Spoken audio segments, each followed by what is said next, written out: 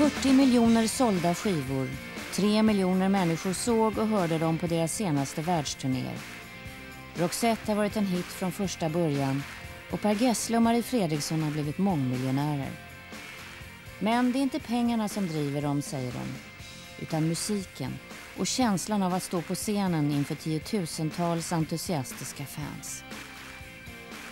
Jag önskar att alla fick uppleva det någon gång, för att det är som magi. Jag vet inte vad jag ska säga, för det är bara ett rus, det är bara så skönt.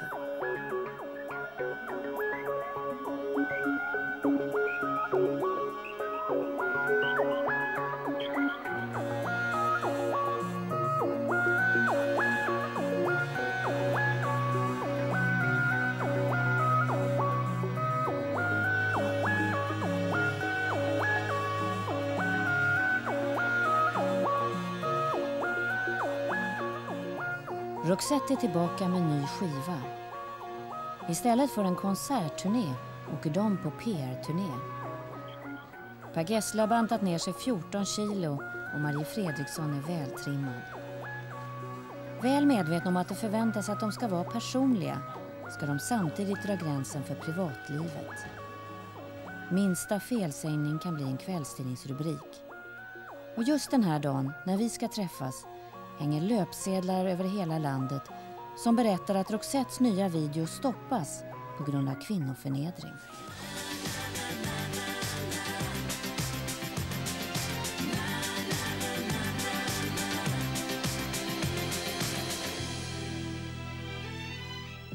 Man kan säga att ni, när det gäller uppmärksamhet, har ni fått en rivstart. Just idag så har Expressen kvinnoförnedrande sexscener i Roxettes nya video. Nu stoppas den i tv. Jag tycker det är stormigt vattenglas. Jag tycker det är...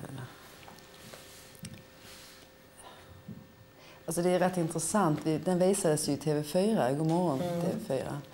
Jag vet det, Godmorgon-TV. Och det var ingen som sa ett ljud om den. Och sen har du sett TV, tror jag det var, som bestämde sig för att inte visa det. Då går Expressen in liksom och blåser upp det här. Jag tycker det är lite förvånligt. Fast vi fick till TV4 så kom det ett brev från en kvinna som skriver precis om det här också efter att ni hade visat den i Nyhetsmorgon, som adresserar bland annat till dig och menar, skulle du ställa upp på att till exempel sitta fastbunden och sära på benen medan en man skjuter golfbollar och så vidare. Men din man gillar ju golf. Ja. Det hade varit kul att se. Ja. Så att det har kommit reaktioner. Då undrar jag lite så här, är det så att man... Vad sa du? Tips till julkort. Är det så att man måste sälja med sex? Att musikindustrin ser ut så? För det ser man ju, ni är inte ensam om det här. Det är ju MTV rullar ju hela tiden. Ja, inte minst Expressen försöker ju sälja lösnummer med den här fantastiska rubriken. Nej, det tror inte jag. Jag tror inte man behöver göra det. Och jag menar, vi gör ju inte det heller. Men vi är väl ganska osexigt band, tycker du inte det? Men är det bra med den här typen av uppmärksamhet? För att det är löpsedel idag, det är uppmärksamhet kring videon. Är all uppmärksamhet bra? Vi tycker ju att det här är ganska lustigt någonstans. För det visar ju hur media fungerar och hur lätt det är att... vi är ute och marknadsför en platta, så det är klart att det skadar inte oss, tycker inte jag i alla fall. Jag tycker det här är ganska kul. Jag garvar mest åt Expressen.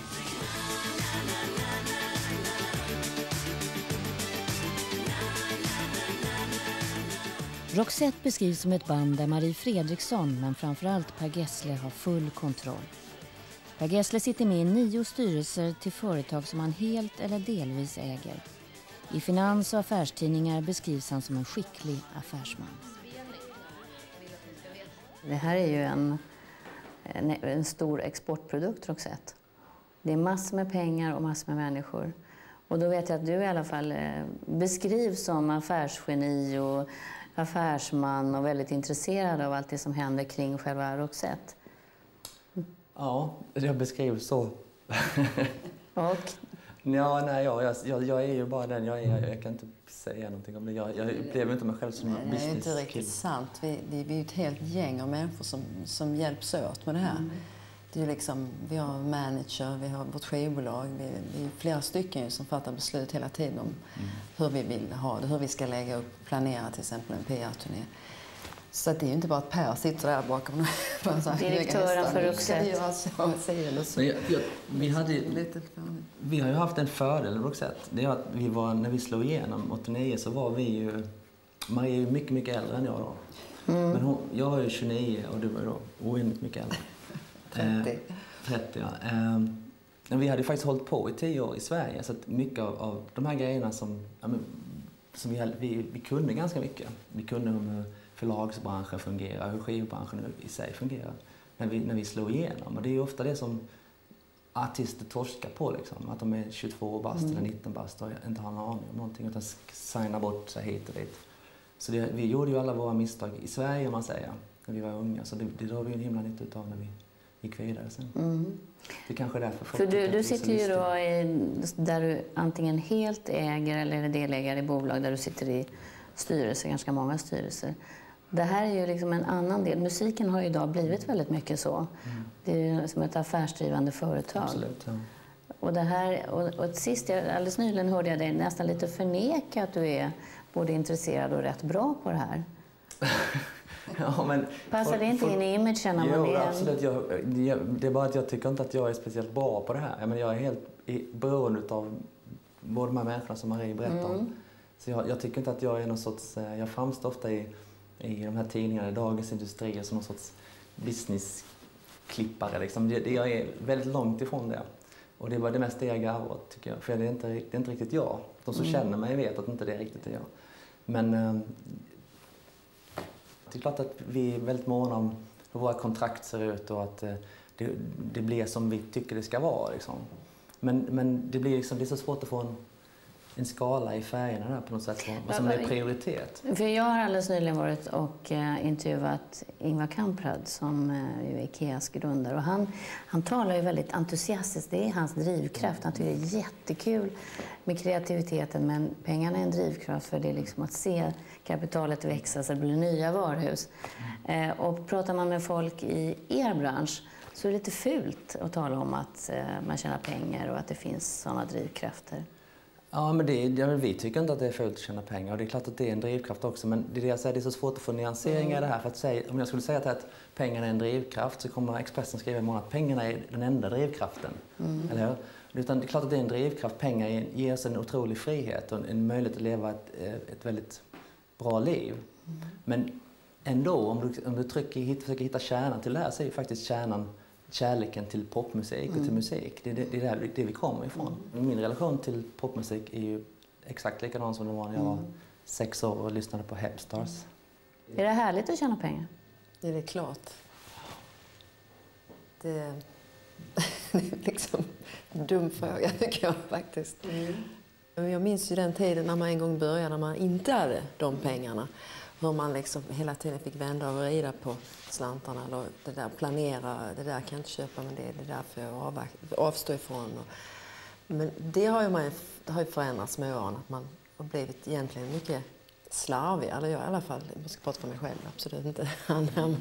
Men jag har blivit mycket mer kul, alltså slösa på ett annat sätt. Att man kanske... så det är klart att det förändrar igen. Att man inte har kanske lika stor respekt för pengar som man hade förut.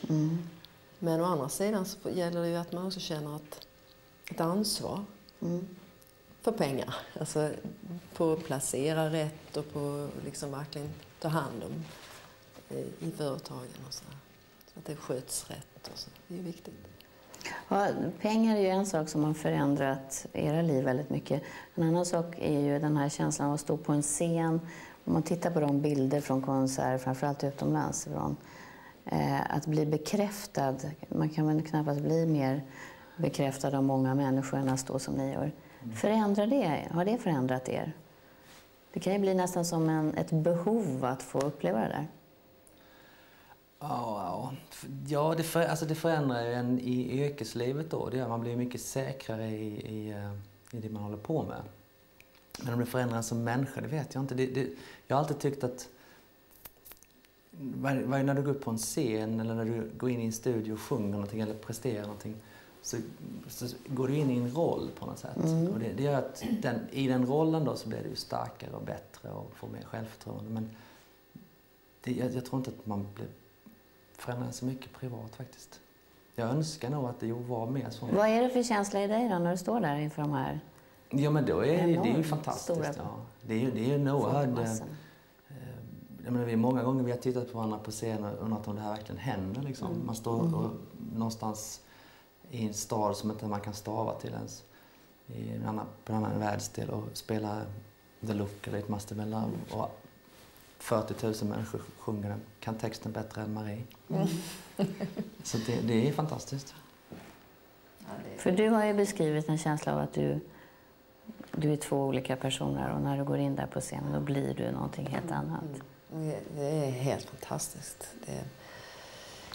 Det är svårt att beskriva den känslan. Jag vet, jag har sagt många gånger att jag önskar att alla fick uppleva det någon gång för att det är som magi. Jag vet inte vad jag ska säga för det är bara ett rus, det är bara så här skönt. Och ändå har ni båda sagt att man måste ta en paus från den, ni gjorde det. För att det blev till slut för mycket. Det var för att vi hade hållit på och rest och släppt plattor och turnerat i 7 år i sträck. Så vi kände att vi måste ta en paus. Plus att jag fick Josefin och sen Oskar och sen Per fick Gabriel. Så att barnen måste få plats och familjerna och man måste liksom landa i det i lugn och ro. Liksom. Så att det var nödvändigt. Och väldigt skönt faktiskt. Nu är ni fyllt 40. Marie är äldre. Ja, jag vet. Hon är mycket äldre än vad du är. Men rockimagen är ju mycket det här att man ska vara evigt ung, tuff, ha liksom sprit, sex och rock'n'roll. Och ni är nu stadgade med barn, sprit, sex och rock'n'roll överlåter vi till Jonas Åkerlund. Jo, men just det. Det har vi tagit upp. Är det problem att man måste ha den här imagen kvar på scenen? Det är ju en risk för att man blir patetisk. Man kan inte gå omkring med ölmage om man ska vara frontfigur som han är. Då får man ju träna då, lägga om sin kost. Och det gör ni. Ja. Du har ju tappat ganska många kilon. 14, 15 eller vad är det? Är det just därför att man inte vill... Ja, nej, men jag måste sköta sig. Jag är ju bara lite yngre än Marie så jag får tänka på vad man äter. Det passar inte Per att vara tjock. Det skulle vara jättekonstigt tycker jag. Det är liksom... Men det är ganska typiskt jag tror jag. Jag bestämmer mig för det så gör man det. Men det är det som är så häftigt med Per för han väl är liksom bestämt sig för eller fokuserar på en sak så du gör det hela vägen 100% och det blir alltid bra resultat. Alltså det är så härligt att se. Och det är likadant när vi jobbar ihop. Det blir så lätt. Smidigt men du måste väl vara rätt målinriktad också om du ändå har egen karriär och den här? Ja, men jag är nog mer... jag tar lite längre tid på mig och liksom... jag vet inte, vi är rätt olika där ändå tycker jag. Marie är mycket mer så här. Jag är mycket mer liksom så här. Nej, men jag liksom... Du kan vara sådär jätte... down and out med din självförtroende. Och sen så, nästa dag säger du rule the world. Liksom. Ja. Och det är inte alltid på topp, eller? Nej, men jag är inte riktigt... Jag kanske inte riktigt så... Jag tror till och med att du kan vara ännu mer målmedveten än vad jag är. När du ser toppar, liksom. En annan grej. Jag är lite jämnare. Så här. Jag är lite, så här, lite lägre och inte riktigt lika... Men du har 2 barn och jag vet när jag intervjuade dig för några år sedan så önskade du väldigt mycket att Per skulle skaffa barn så att han skulle förstå. Vi skulle bli lite mer lika, lite mer jämlikt och din önskan gick i uppfyllelse. Ja. Det var jättekul. Ja. Ingen var gladare än jag när jag fick höra det beskedet. Vad hände då? Blev det mer förståelse från? Ja, men det blev givetvis. Allting blev mycket lättare liksom, och man kommunicerar på ett annat sätt. Liksom. Man förstår varandra när man kanske någon dag jag hinner inte här för du vet, Oskar inte sova på hela natten eller visst, eller vice versa. Så förstår man precis så Per känner sig om det har varit någonting eller de är sjuka eller det är klart att det blir lättare att förstå varandra. Du var rätt kaxig där i början, kommer jag ihåg. Jag ska inte byta blöjor och Åsa får ta hand om alltihop och jag ska sova. Nej, men jag tycker att, vi pratade om det här om dagen, jag tycker att jag fattar inte hur Marie kunde göra Crash-turnén och Crash Boom Bang promotion-arbetet som nybliven mamma. Då var ju Josefin jätteliten. Men det fattade inte jag då. Då tyckte jag att hon var bara pain in the ass. Jag bara klagade. Fattade vad vi skulle göra för någonting. Nej, men det var ett himla klagande. Men nu jag tror inte jag hade pallat att göra det som du gjorde. Och du var ändå mamma, så så på det sättet så är det ju jättebra att man har fått barn. Fast du var ganska sorgsen över det, att du liksom slet så hårt man inte fick någon förståelse. Ja, jag kände mig ensam faktiskt i början där. Men sen blev det bättre. Och sen var det också innan man kommer in i föräldrarollen och innan man fattar vad det innebär. Och liksom, innan man lär sig och verkligen våga säga nej också. Att nu räcker det, nu är det här viktigare. Eller, ja. Så att man vill ju hinna göra allt man kan i början. Och man tror att man orkar hur mycket som helst, men det gör man ju inte. Man måste ju sätta stopp, liksom, och sätta en gräns för vad man orkar med. De som vi har pratat med som känner dig nära säger att du har förändrats väldigt mycket. Har han det? Ja, faktiskt. Har han det? Nej, men det är klart. Du har blivit mycket, framförallt mycket coolare, mycket lugnare, mycket känsligare, mer lyhörd. Det är rätt bra. Ett uttryck var att du inte ens brydde dig om när Gabriel stod och dreglade i din Ferrari. Du som annars dammsög den efter varje... Ja, men där finns en sorts gräns där, tror jag, vad man kan ta. Nej, alltså jag känner väl också att man förändras ganska mycket när man får barn. Man får en annan syn på livet. Man blir mjukare på något sätt. Man blir lite mer rädd också, tror jag, för man har så mycket att förlora helt plötsligt. Innan så är det så mycket... Man tänker mer på flygresor och olycksrisker och grejer. På med säkerhetsbältet för Guds skull. Liksom, mycket sånt som inte man har brytt sig om innan. Men när ni skulle göra den här inspelningen, då blev det mer anpassat till det här. Ni jobbar inte dygnet runt. Nej, jag jobbar helt annorlunda. Ja, förr i tiden, jag kommer ihåg när vi spelade in Look Sharp. Det fanns en låt med en platta som heter Soul Deep. Det sångpålägget är gjort så här 3:30 på morgonen och sånt där. Det skulle ju aldrig hända idag att man skulle orka något sånt. Då jobbar vi i princip dygnet runt. Nej, men sen ringde man till Café Opera så där vid 2:15, bad de hålla baren öppen lite så man kunde ta en liten pilsner på vägen hem så här, vid 3:30 tiden. Det är helt annorlunda. Saknar du det? Nej. Blev det bättre om man jobbar på det sättet? Nej, det gör det inte. Men det var en livsstil då på något sätt. Sen var det en hunger också. Det var så skönt att bara liksom, man var fri, man bara öser på. Vi har så mycket energi och så mycket drömmar.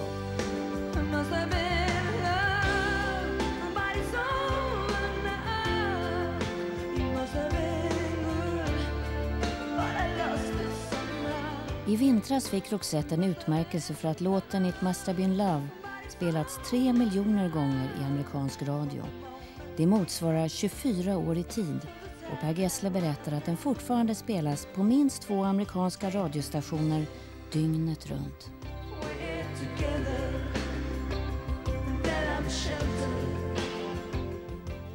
Hör du direkt att det här kommer bli en hit? Ja. Nej, förra plattan så Wish I Could Fly som var första singeln och den största hitten, det var mitt 7:e val till singel. Marie är mycket bättre på det. Du hör det. Ja, nej, men jag har ju haft tur där. Du brukar alltid plocka singlarna så här direkt. Joyride. Ja, Joyride. The Look. Ja. Jag ville inte att jag skulle släppa The Look alls för att jag vill inte släppa allt som jag sjöng. Så dåligt självförtroende för min röst på den tiden. Var det så? Och jag var övertygad att det liksom var den som var... Jag tyckte det var Guds straff till mig att ödets ironi då, att den låten vi slog igenom att jag sjöng den. Tyckte jag var jättekonstigt. Ditt sätt att hitta slingorna då, är det ett sätt att liksom gå och lyssna in och tanka och lägga dem, lagra de här slingorna? För det är melodislingan i de här låtarna som är så oerhört viktig att den fastnar. Ja, det är mitt sätt att skriva musik, på gott och ont. Men jag kan bara skriva musik som är melodisk och som har tydliga melodier. Sen är jag ju... Jag är ju en jättestor fan till den typen av musik. Jag älskar verkligen Roxette och den musiken som vi gör. Jag tror jag läste någonting om Benny Abba sa att han var så lycklig över att hela världen gillade samma musik som han. Det vill säga Abba. Och det tycker jag var så fint sagt, för det så känner jag också med vår musik. Det är på riktigt på något sätt. Det är det enda man kan. Jag kan inte göra hiphopmusik. Eller... Ni två beskriver ju ofta era liv väldigt positivt. Ni är sådana här lyckade på alla sätt, så får man en sån här känsla av. Ni pratar väldigt positivt om dem ni lever med. Du och Micke och du och Mosa. Ni lyfter upp de personerna. Ja, men de har ju fått stå ut också. De har ju fått ta väldigt mycket. Svårt att leva tillsammans med er framåt? Nej, det har de absolut inte haft. De har klarat det fantastiskt bra. Men ändå, det är mycket tack vare dem att vi är bra. Att vi klarar det här. Att vi får ju sånt stöd hemifrån. Då kan vi ju också vara bra på det vi gör. Så att de har ju verkligen stor del i Roxettes framgång. Barnen då, hur har de tagit det här? För det är inte så lätt att ha föräldrar som alla känner att de har en relation till. Eller är det kul? Gabriel och Oskar är väl lite för små ännu, men Josefin har jag ju känt av senare år, eller sista året kan man säga, att hon kan bli trött på om vi går ut och ska shoppa eller så, att det kommer folk fram hela tiden och hon liksom tycker att han kan väl få vara i fred, eller hon kan tycka det är jobbigt. För man kan ju välja att inte bo här. Ja. Men ni har valt att stanna här och skatta här. Jag läste någonstans du skattade något år 29 miljoner eller vad det var. Synd om mig. Känner du så? Nej. Men det finns ju många som gör tvärtom, att de flyr skatterna i Sverige. Nej, ja, men det är ju ett val du gör. Vi trivs bra i Sverige. Det enda man inte trivs med i Sverige, det är att det är långa vintrar och fingrarna spricker. Det är så torrt. Ni har aldrig funderat på att bo utomlands? Jo, jättemycket faktiskt. Det där är bara en tidsfråga.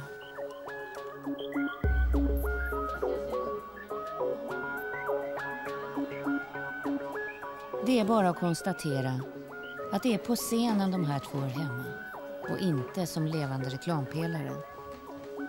Och det är också där på scenen inför publiken det händer varje gång. Där förvandlas Marie Fredriksson och Per Gessle från Halmstad till världsartisterna Roxette.